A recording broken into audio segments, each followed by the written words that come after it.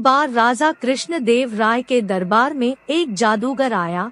उसने बहुत देर तक हैरतअंगेज जादू करतब दिखाकर पूरे दरबार का मनोरंजन किया।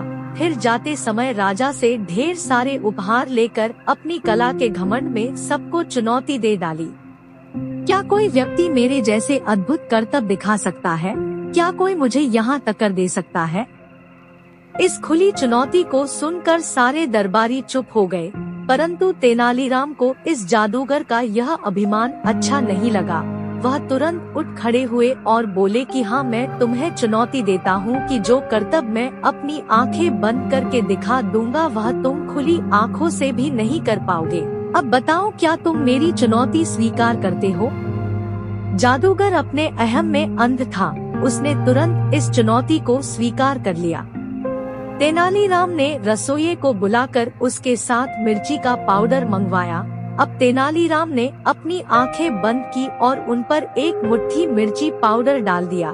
फिर थोड़ी देर में उन्होंने मिर्ची पाउडर झटक कर कपड़े से आंखें पोंछकर शीतल जल से अपना चेहरा धो लिया और फिर जादूगर से कहा कि अब तुम खुली आंखों से यह करतब करके अपनी जादूगरी का नमूना दिखाओ। घमंडी जादूगर को अपनी गलती समझ आ गई।